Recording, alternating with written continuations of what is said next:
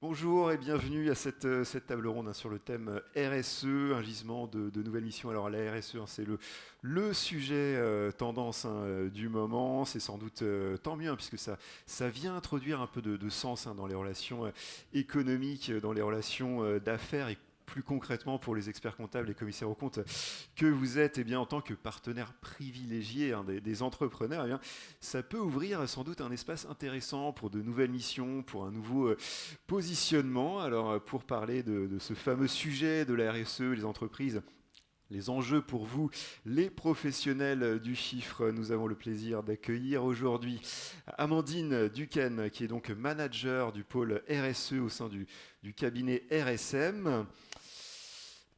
Arnaud Bergerot, directeur des opérations chez Goodwill Management, filiale du groupe Baker Tilly Strego, également Guillaume Conan, donc, qui est président de la société Chabé, qui est elle-même cliente de Baker Tilly Strego. Alors bonjour à tous les trois et merci de participer à cette table ronde. Merci également au public de nous suivre. Alors dans un premier temps, Amandine, Arnaud, Guillaume, pouvez-vous vous présenter un petit peu plus longuement, Amandine? Oui, bonjour à toutes et à tous. Donc, je suis Amandine Duquesne, manager RSE chez RSM France. J'ai deux grands temps forts dans ma carrière. J'ai travaillé une dizaine d'années d'abord en ressources humaines, dans le conseil et en entreprise.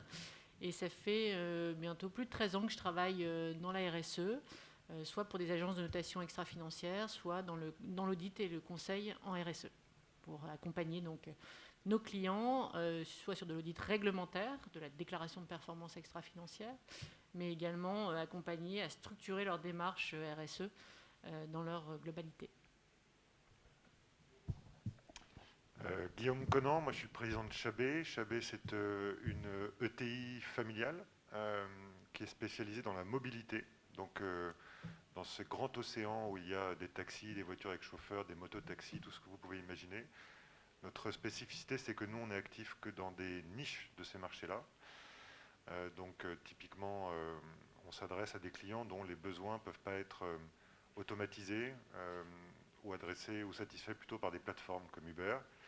Pour vous donner un exemple, quand vous avez la rencontre entre Joe Biden et Vladimir Poutine à Genève, en fait, les deux ne prennent pas un taxi à la sortie de l'aéroport.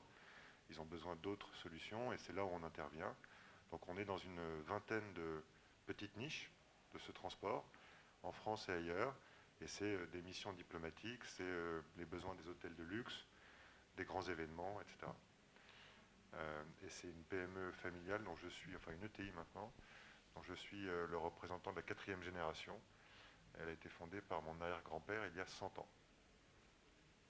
Et on est client de Goodwill et RSM sont nos CAC. Je viens de dire aussi, c'était pas les deux côtés. Oui, donc Arnaud Bergerot, je suis directeur des opérations chez Goodwill Management.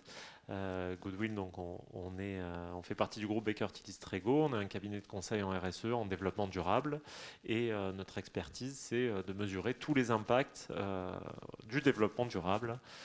Ça va être mesurer les impacts sociaux ou environnementaux d'une organisation, faire des bilans carbone ou encore regarder la rentabilité d'une politique RSE. Donc voilà un petit peu ce qu'on fait. Alors, Arnaud Guillaume, vous intervenez en premier sur comment les entreprises actuellement s'approprient ce sujet de la RSE et font évoluer en conséquence leur business model, avec en perspective, bien entendu, la place des professionnels du chiffre. Alors, on vous laisse la parole. Parfait, merci beaucoup Hugues. Donc effectivement, l'objectif c'est d'avoir un peu cette vision concrète de ce qui se passe sur le terrain dans une entreprise. Vous Guillaume, ça fait maintenant 2 ans que vous êtes lancé dans la RSE. Quel a été finalement l'élément déclencheur qui vous a dit, allez, cette fois il faut y aller? En fait, c'est venu d'abord des clients. Les demandes des clients, nous on est vraiment en B2B. Hein. Dans les appels d'offres, on a de plus en plus de facteurs, de critères RSE qui rentraient en compte. Depuis cette année d'ailleurs, on a pour la première fois dans des appels d'offres d'importance les facteurs RSE qui sont le premier critère de décision de l'appel d'offres, devant le prix, devant la note technique. Donc ça, nous, c'est quand même, ça a été un petit choc, mais c'est une réalité. Donc ça, c'est un élément. Les clients nous ont envoyé ce signal-là. Et le second, c'est que on est une société familiale, mais on a un fonds d'investissement au capital qui est rentré en minoritaire fin 2019. Et quand ils sont rentrés, ça a été une de leurs exigences qu'on parte dans une démarche volontaire et ambitieuse en matière de RSE. Et finalement, ces deux piliers-là, les clients et les actionnaires, pour moi, ils se retrouvent chez nous, mais j'imagine qu'ils peuvent se retrouver dans tout le marché, en fait. La partie finance, la partie actionnariale qui pousse pour que les entreprises s'engagent dans la RSE, et évidemment les clients. Et si ces deux-là avancent de pair, ils peuvent être plus puissants qu'un régulateur ou que des prêteurs. Donc nous, ça a été ça. Ok. Ouais, ben ça donne vraiment une bonne image et je pense que le premier point, celui des clients, hein, c'est quelque chose qui, des clients et des fournisseurs, ça va être quelque chose qui se développe beaucoup en ce moment et nous on voit notamment après crise, je ne sais pas vraiment si on peut dire après crise ou en conséquence de la crise, en tout cas, il y a vraiment cette dynamique nouvelle et des plutôt petites et moyennes entreprises et ETI comme vous qui se disent « Ah oui, là, les clients le demandent, il faut que je fonce. » Mais bon, nous, ce qu'on peut voir déjà, c'est que vous avez une petite longueur d'avance. Bien entendu, toute cette démarche, ça vous coûte du temps, ça vous coûte de l'argent. On en parlait peut-être demain, vous allez recruter spécifiquement pour ce sujet. Finalement, donc, pourquoi avoir quand même investi tout ça alors que ce n'est pas une contrainte réglementaire? Il faut vraiment le souligner pour vous. En fait, c'est un peu un pari entrepreneurial. C'est-à-dire qu'on n'a pas d'idée sur le fait est-ce que ça va être rentable, si on regarde stricto sensu les dépenses ou ce qu'on espère être un investissement. Maintenant, la conviction, d'abord, ça a été que ça va nous permettre de gagner de nouveaux marchés, de gagner de nouveaux clients, de moins subir de pression sur les prix aussi. Donc ça, c'est des éléments, je dirais, commerciaux, de top line, où on se dit, avoir une ambition réelle en matière de RSE va avoir un retour au niveau des revenus. Après, moi, ce que j'aurais bien aimé comme tout chef d'entreprise, c'est avoir une équation où j'ai un retour espéré au niveau des revenus et une certitude au niveau des baisses de coûts. Et là, on n'y est pas. En fait, c'est au début plus cher d'opérer en étant responsable que de ne pas l'être, c'est évident. Mais ce qu'on commence à voir, c'est que dans certains domaines, ça devient moins cher. Et ce que j'espère, c'est que, in fine, ça sera à la fois bénéfique au niveau commercial et puis bénéfique au niveau des coûts. Et on commence à le voir dans certains domaines que nous, l'enjeu principal, c'est le véhicule électrique, mais dans notre métier, mais qu'il y ait une possibilité que ça se traduise aussi par un gain en bottom line. Okay. Oui, donc c'est vrai qu'on voit cette notion d'investissement, de pari, de moyen terme. Effectivement, si on espère un retour sur investissement dans les 2 mois, ce n'est pas forcément la bonne échelle de temps. Et vous avez vraiment choisi de faire ce pari, mais est-ce que finalement aujourd'hui vous vous retrouvez seul? Est-ce que vous avez réussi à trouver des soutiens? Est-ce que peut-être vous avez des partenaires qui vous ont aidé peut-être à vous financer? Objectivement, pas vraiment. On est un peu seul. C'est-à-dire qu'à part des conseils, à part les actionnaires, à part les clients, comme je le disais, qui nous accompagnent, il n'y a pas de bénéfice particulier à avoir pris un engagement assez volontaire en matière de RSE. On commence à voir les banques qui nous disent qu'elles seraient ravies de nous prêter des sous pour des projets à faible empreinte carbone ou des véhicules électriques en particulier, parce que elles, ça leur permet d'avoir ça leur apporte un intérêt aussi, elles ont des engagements de leur côté. Mais mis à part ça, sachant que ça ne se traduit pas encore par des facilités plus importantes ou des taux inférieurs, mis à part ça, moi j'ai du mal à voir le bénéfice que j'aurais aujourd'hui de partenaires qui nous accompagneraient dans des conditions particulières, préférentielles, parce qu'on est une entreprise qui s'est engagée en matière de RSE. Je pense que ça va venir, mais ce n'est pas encore le cas. Et je dois dire que même au niveau étatique, il y a beaucoup d'annonces diverses et variées, mais soit nous, on n'est pas bon pour aller chercher des subventions, alors qu'entre nous, depuis 1 an et demi, on commence à être pas mauvais, soit on ne rentre pas dans les cases parce qu'on est une ETI et pas une PME, parce que voilà. Donc on n'a pas beaucoup de bénéfices concrets ou d'aide, je dirais, de partenaires du fait de s'être engagé de façon volontaire dans une démarche RSE ambitieuse. Oui, effectivement, c'est vrai que les aides de l'État, elles vont surtout cibler les plus petites entreprises. Donc vous avez déjà passé le seuil. Et donc c'est plutôt les PME que les ETI. Et effectivement, on en parlait plus tôt, les banquiers, eux, sont prêts à financer la transition écologique des entreprises, mais si et seulement si les financements touchent à des biens matériels. Et donc, par exemple, votre accompagnement des consultants pour la RSE, celui-là, il n'est pas finançable. Mais un nouveau véhicule électrique, oui. Oui, très bon point. C'est vrai que, enfin ça je pense que vous le savez tous, même mieux que nous, mais moi en tant qu'entrepreneur, je suis surpris comment les banques peuvent financer assez aisément des actifs corporels, ça les adore, et dès qu'on parle d'actifs incorporels, elles en sont strictement incapables, alors qu'on est dans une économie qui est de fait de plus en plus immatérielle. Et c'est vrai que quand vous demandez à un banquier de vous prêter pour des véhicules sur du 4 ans, c'est quasiment du garanti, il y a un gage en face et on a des taux inférieurs à 1%. Quand vous lui demandez de prêter pour accompagner des prestations de conseil externalisées ou de l'acquisition même de logiciels ou de développement, parce que nous, c'est un de nos autres volets, c'est la partie digitale, en fait, il n'y a plus personne. Il reste des subventions qu'on a du mal à avoir ou des fonds propres. Et c'est là où ça devient un pari entrepreneurial. C'est là où je reviens, c'est qu'effectivement, on n'a pas trop de certitude en termes de retour sur investissement et on n'a pas trop de facilité en matière de financement associé. Et donc, bon, d'une certaine façon, ça tombe bien parce que pour vous, pour lancer une démarche RSE, ce qu'il faut, c'est beaucoup d'investissement dans le matériel et le corporel, notamment les véhicules électriques qui vont représenter voilà, un investissement important pour changer votre flotte avec le temps. Bon, c'est une question un peu que tout le monde se pose, hein, finalement, au niveau des entreprises, au niveau individuel aussi. Est-ce que vous pensez que cet investissement dans le véhicule électrique peut être rentable pour vous ? Nous, on est dans une situation particulière. On a une flotte d'à peu près 400 véhicules, pour donner un ordre d'idée, qui sont des véhicules chers, parce que je donne une marque, mais c'est essentiellement des grosses Mercedes. Et pendant assez longtemps, ce constructeur et d'autres n'avaient pas de proposition de véhicules électriques, ça restait du diesel ou de l'essence. Et les véhicules électriques, c'était plutôt pour des Renault Zoé ou du Tesla. Mais Tesla ne marche pas vraiment avec nous, pour des raisons que je ne vous donnerai pas. Mais le fait est que là, ça commence à arriver. Il y a une offre de constructeurs qui correspond à nos besoins, qui arrive. Et l'équation économique, elle est assez intéressante parce que l'investissement unitaire est plus important. Ça coûte plus cher qu'un véhicule thermique à l'achat.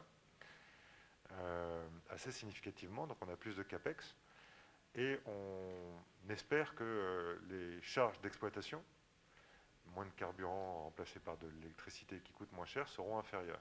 Donc on a plus de capex, moins d'opex. Sur le papier, ça devrait être bon, avec deux hypothèses que je ne peux pas encore lever, qui sont la durée de détention de ces véhicules aujourd'hui, et en fait, vu le rythme d'innovation technologique, on ne va pas pouvoir les garder aussi longtemps que ce qu'on faisait avec des équivalents thermiques. Et l'autre hypothèse, c'est la valeur résiduelle. C'est quand je vais revendre les véhicules, combien ils vont valoir. Sachant que la seconde question a des conséquences sur la troisième, parce qu'un véhicule qui est dépassé au bout d'un an, il ne vaut plus grand-chose. Et c'est là où ça devient vraiment un pari, parce que par exemple, on vient d'acheter pour la première fois des vannes Mercedes électriques. Ils ont une autonomie que de 350 km. Nous, ça nous va bien pour nos utilisations quotidiennes. Mais l'année prochaine, ils vont probablement sortir la même chose avec une autonomie de 700 km. Et moi, dans ce cas-là, mon van de 350 km, il ne vaut plus grand-chose. Je pourrais continuer à l'utiliser, mais quand je vais essayer de le revendre, les acheteurs vont me dire non, c'est comme un iPhone de 3 générations d'avant. Donc c'est là où il y a un vrai pari. J'espère qu'en ayant pris de l'avance par rapport aux autres, je vais quand même pouvoir gagner des clients, je vais quand même avoir des charges d'exploitation inférieures pendant un petit peu de temps et que je retomberai sur mes pattes. Mais j'en suis pas sûr. Et c'est vrai que peut-être le vrai retour sur l'investissement, il sera quand vous gagnerez des marchés spécifiquement grâce à votre offre véhicule électrique. Ça fera vraiment la différence. Ou peut-être auprès de beaux hôtels comme celui où on est aujourd'hui. Et donc, dernière question pour vous, Guillaume. Un peu une question piège pour moi. J'espère que vous allez répondre positivement. C'est, on vous accompagne chez Goodwill depuis 2 ans. Vous avez fait le choix d'être accompagné par un cabinet de conseil.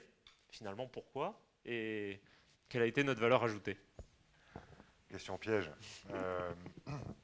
Non, nous, on est une petite entreprise, hein, donc on n'a pas de ressources ou de connaissances dans un secteur aussi spécifique que celui-là. Donc c'était indispensable de se faire accompagner.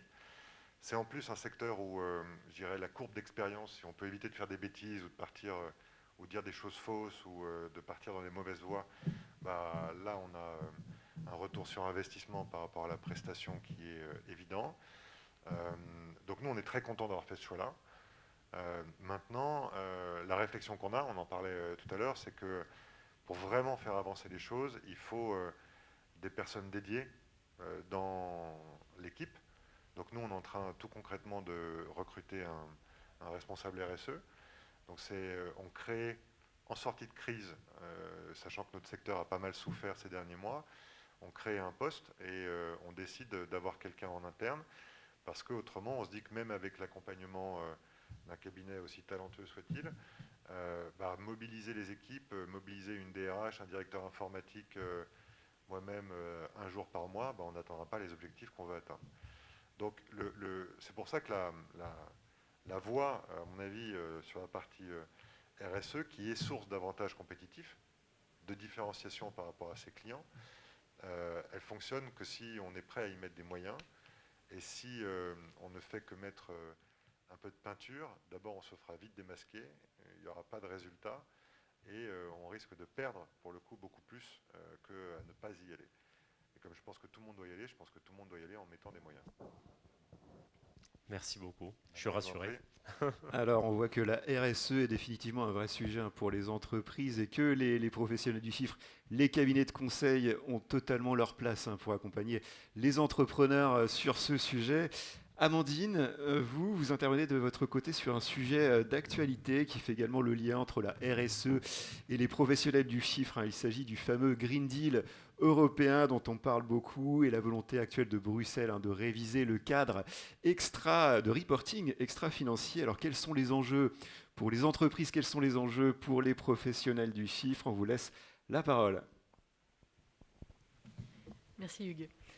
Oui, donc effectivement, le Green Deal européen consiste en fait à mettre en place une nouvelle stratégie de croissance pour l'Europe, avec l'objectif, d'ici 2050, de faire de l'Europe un continent climatiquement neutre.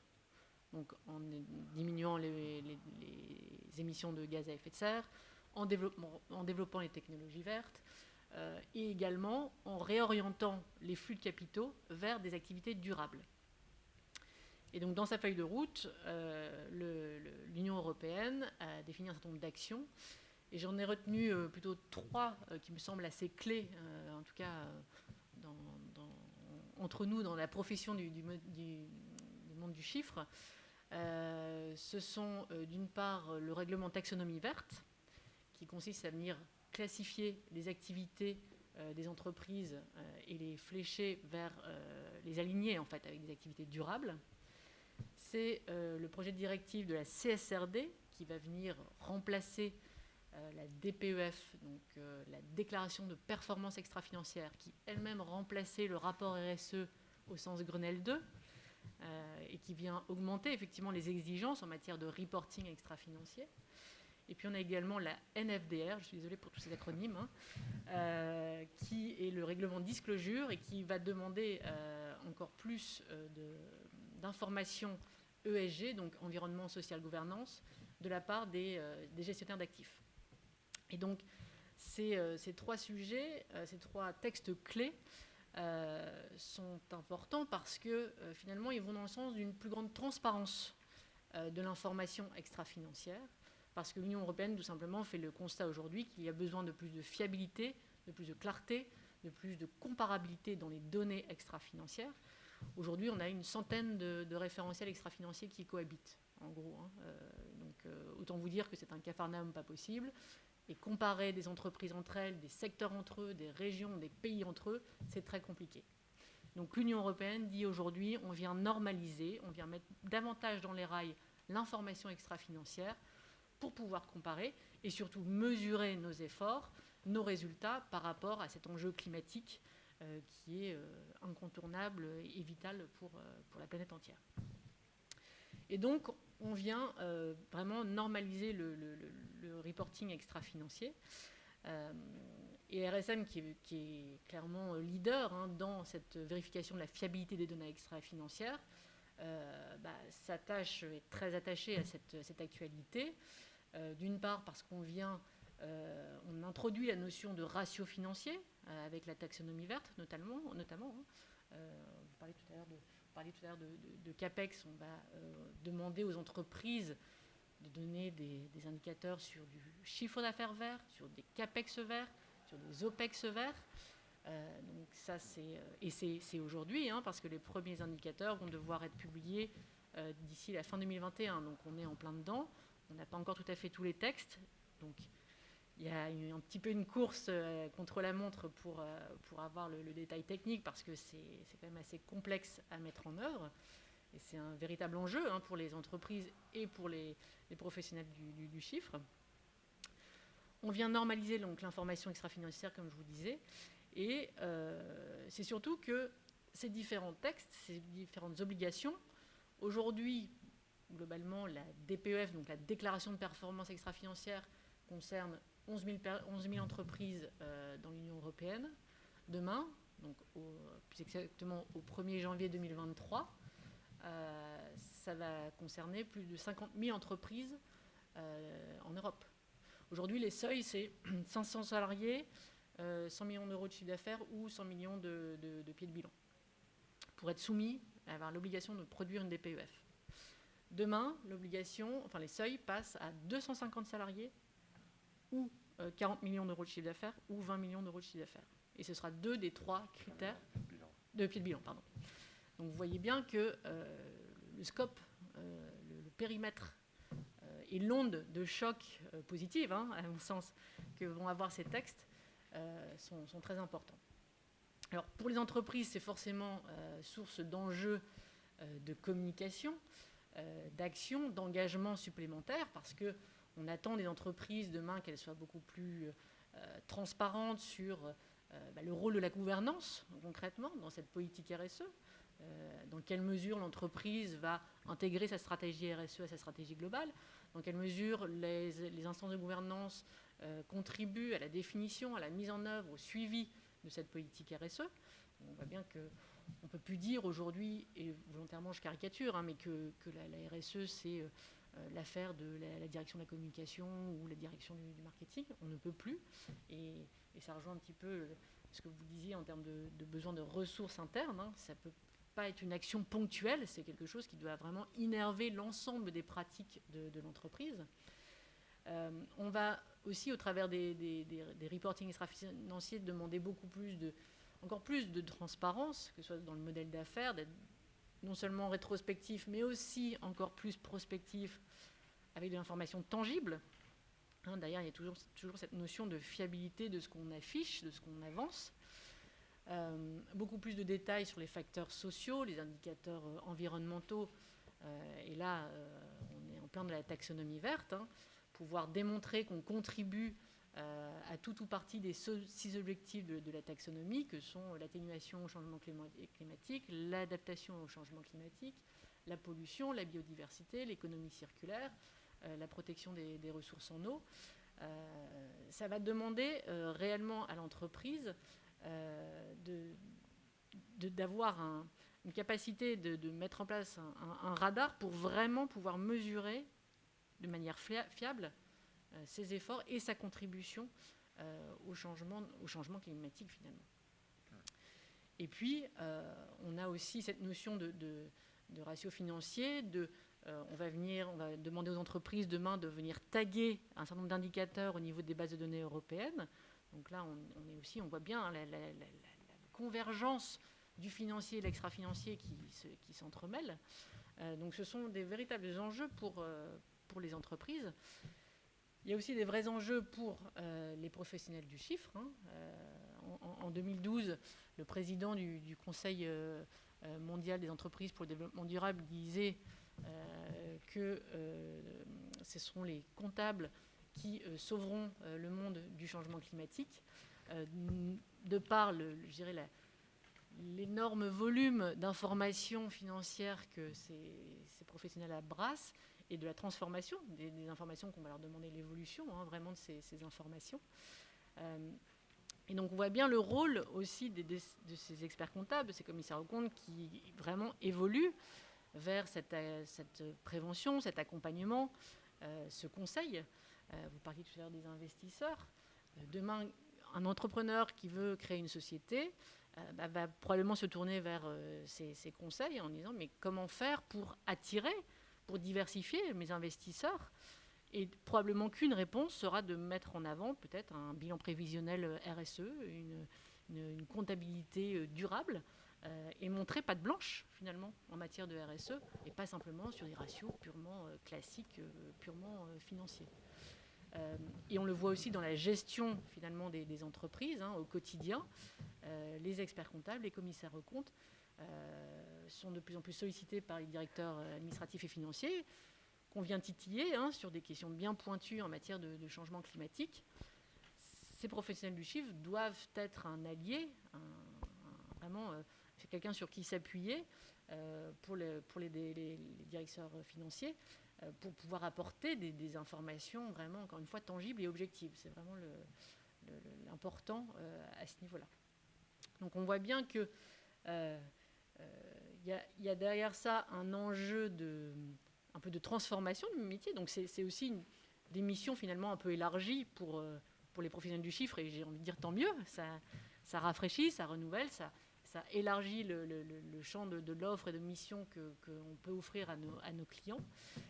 Mais ça sous-tend aussi également quand même un enjeu de développement des compétences, parce qu'aujourd'hui, jusqu'à maintenant, les formations de professionnels du chiffre adressaient peu finalement ces questions de reporting extra-financier, d'indicateurs, de RSE au sens large. Elles commencent à s'y mettre, les organismes de formation commencent à s'y mettre. Alors c'est probablement plutôt les jeunes générations la prochaine qui va en bénéficier.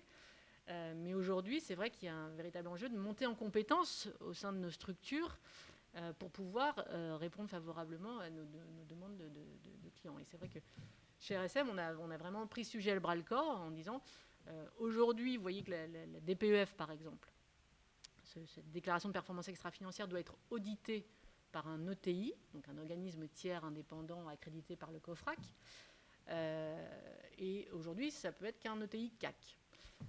Demain, avec l'évolution et la directive, alors on attend la transposition dans la loi française, donc je mets ça sous réserve, mais la DPEF deviendra a priori le rapport de durabilité. Et là, non seulement l'ETI CAC pourra l'auditer, mais un ETI non CAC pourra également l'auditer, et même un CAC non ETI pourra l'auditer. Donc derrière se posent les questions effectivement d'accréditation, de supervision de ces organismes-là qui vont venir auditer. On voit bien que ça ouvre le champ des missions assez traditionnelles de base de ces professionnels du chiffre.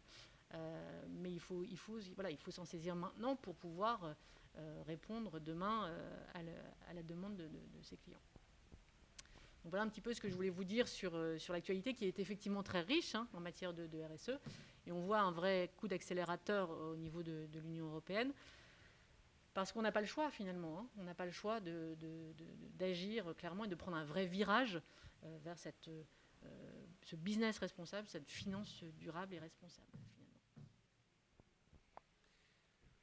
Merci Amandine, c'était vraiment très intéressant. Alors peut-être on a donc deux spécialistes de la RSE, un chef d'entreprise particulièrement impliqué sur ces questions. Alors on a peut-être des questions du public sur ce sujet, peut-être sur le rôle des experts comptables, vous en avez un petit peu parlé, mais aussi sur le type de missions qui peuvent être mises en place, etc. Alors, est-ce que vous avez quelque chose des questions peut-être à ce sujet?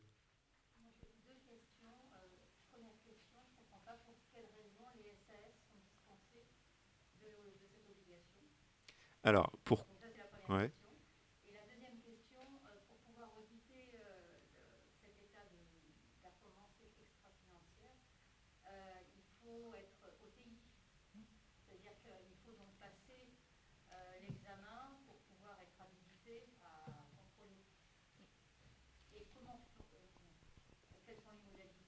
D'accord. Alors, vous avez tout à fait raison. Je n'ai pas précisé qu'aujourd'hui, les SAS ne sont pas soumises à la DPEF. Demain, les SAS seront soumises au rapport de déréabilité. Donc, 1er janvier sur l'exercice du 1er janvier 2023, donc avec une publication pour 2024. Aujourd'hui, demain, toutes les sociétés cotées seront soumises à ce rapport de durabilité sans effet de seuil. Il y aura un temps un peu supplémentaire pour les PME. On leur laisse jusqu'à 2026 pour aller jusqu'à ce rapport de durabilité. Et effectivement, l'auditeur doit être accrédité par le COFRAC, qui accrédite, qui donne la certification d'organisme tiers indépendant, l'accréditation, pardon. Et c'est un dossier en fait que vous devez monter. Vous avez tout un système de candidature. Vous montez un dossier d'OTI et vous candidatez. Et si le COFRAC est satisfait de votre candidature, vous décerne l'accréditation, mais qui est, j'ai envie de dire, remise en cause quasiment tous les ans, puisqu'on a un audit interne tous les ans, on a un audit externe tous les 18 mois. Et si l'auditeur COFRAC n'est pas satisfait, pour le coup, on peut perdre notre accréditation. Oui, il y a un système de formation, effectivement, à la fois sur le fond, donc sur la RSE, mais également sur le métier d'auditeur. Donc tout ça est encadré dans un système de management de la qualité qui est très, très bordé. Le COFRAC, la certification, l'accréditation, c'est très, très encadré. Est-ce que vous voulez ajouter quelque chose Moi, j'en profite juste pour dire du point de vue de l'entrepreneur. Je suis très favorable à ces textes qui vont, je dirais, créer une norme sur ce que racontent les entreprises en matière de RSE, parce que aujourd'hui, vous l'avez dit, en fait, c'est le Far West. C'est-à-dire que moi, quand je réponds à mes appels d'offres, j'ai des concurrents en face qui racontent un peu ce qu'ils veulent. Et comme c'est un élément de décision important pour l'acheteur, j'ai une compétition qui peut être viciée. Tout le monde ne le fait pas, mais c'est la réalité.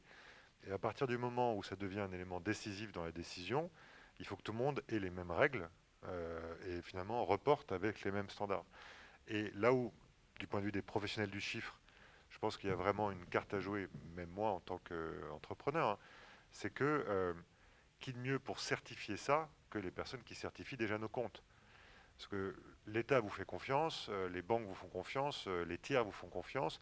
Et dans la mesure où on va avoir besoin d'un tiers de confiance pour valider finalement ces indicateurs clés pour juger de la performance d'une entreprise, je pense que ceux qui le font déjà pour nos comptes sont tout à fait habilités à le faire pour ces indicateurs nouveaux.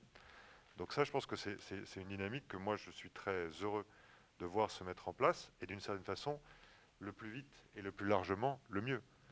Parce que moi, ETI, j'aimerais que les autres qui vont être des petites boîtes avec lesquelles je vais me retrouver en compétition soient soumis avec des aménagements, mais aux mêmes contraintes.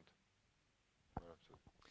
Arnaud, vous souhaitez ajouter Oui, simplement un mot peut-être voilà, sur les évolutions qu'on vit en ce moment. Hein, vraiment depuis un an, nous on observe que les entreprises souhaitent vraiment passer à une RSE, un développement durable, de la preuve.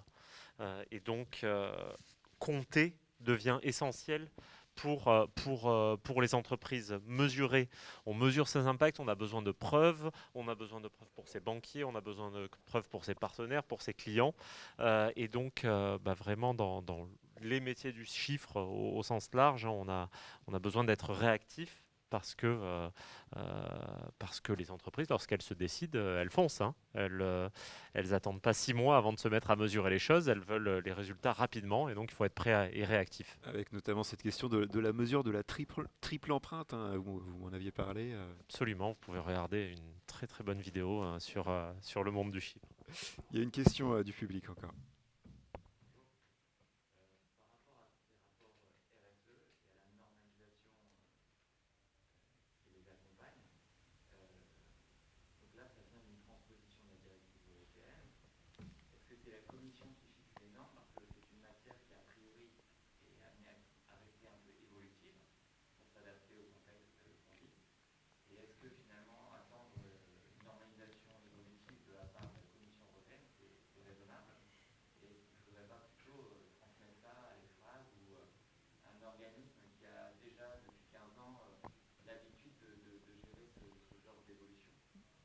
Alors ça tombe bien, en fait, c'est l'EFRAG qui est chargé de poser la norme. Ils sont en train de travailler en fait sur les règles normatives qui vont. Donc c'est l'EFRAG qui est.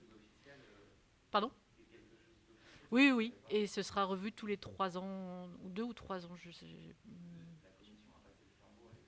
Oui, sur la normalisation, oui, vraiment sur la déduction des normes, c'est l'EFRAG qui est en charge de ça, sous l'égide de Patrick de Cambourg.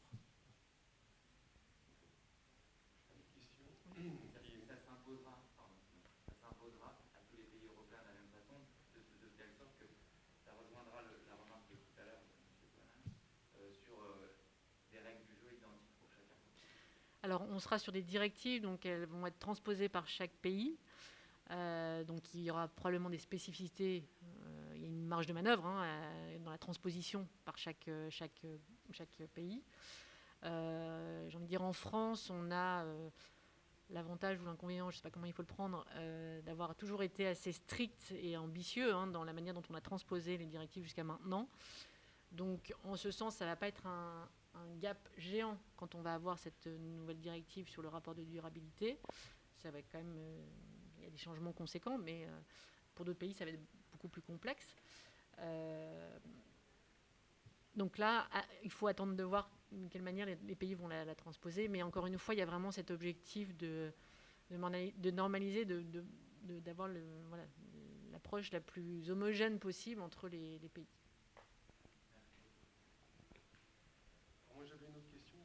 Parce qu'en fait, la directive a introduit en fait une logique de reporting intégré. Enfin, on va vers ça.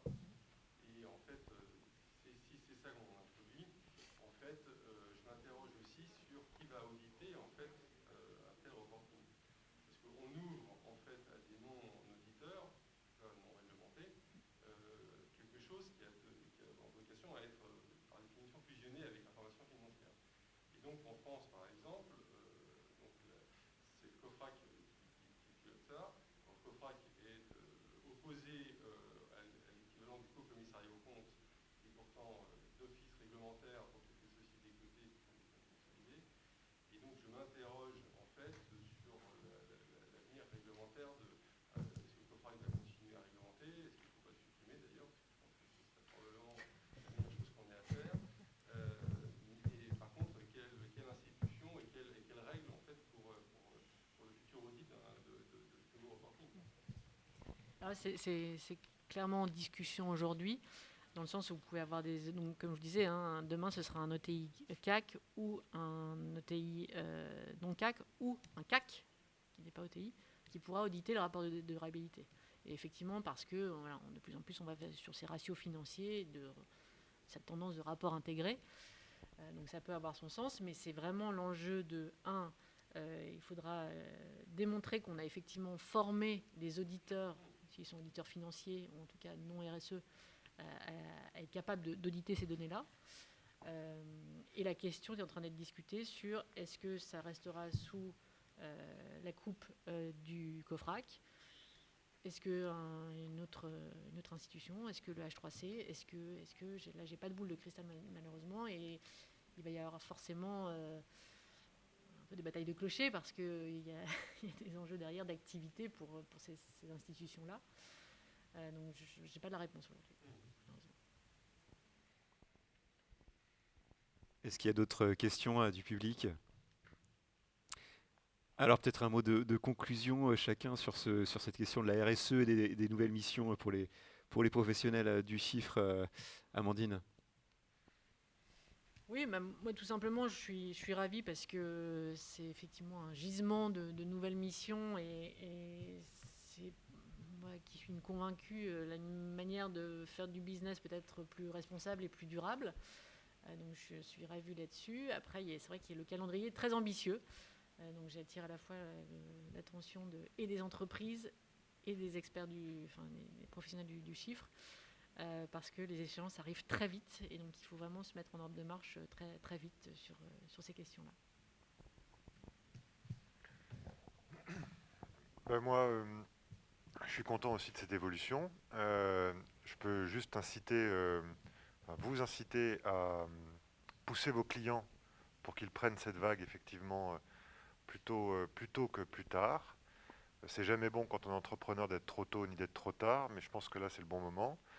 Je crois qu'effectivement, on va vers une nouvelle expression du capitalisme, peut-être plus durable, et que dans ce cadre-là, pour nos économies aussi, hein, françaises et européennes, c'est une opportunité d'être les premiers, d'être en avance, et que, in fine, ça se révélera, je l'espère, profitable, peut-être pas pour nous, mais pour les suivants. En conclusion, je voudrais rebondir sur ce que vous dites ici et sur cette notion un peu d'urgence ou ce besoin de réagir rapidement. Ok, très bien, je vais parler plus doucement. Amandine, vous disiez effectivement, la réglementation bouge vite. Et donc, dans les 4-5 prochaines années, ça va vraiment sensiblement bouger pour les entreprises. Je vous rappelle autre chose, si vous avez regardé un peu les informations récemment, vous avez pu voir aussi l'urgence climatique qui peut être mise en avant par le rapport du GIEC. Et donc, concrètement, on a 10 ans devant nous pour éviter, comme vous le disiez Guillaume, des conséquences graves, peut-être pas pour nous, mais pour les suivants. Donc, la réglementation bouge vite, les contraintes physique, climatique, elle aussi nous oblige à avancer rapidement. Et donc, ce qu'on doit faire, aussi bien les professionnels du chiffre que les entreprises et les entrepreneurs, c'est de bouger là dans les 3-5 prochaines années. Donc, on peut partir de cet événement aujourd'hui et se mettre directement au travail. Eh bien, le message est passé. Merci beaucoup pour votre intervention. Merci également au public de nous avoir suivis. On vous souhaite une très bonne fin de journée au rendez-vous du chiffre.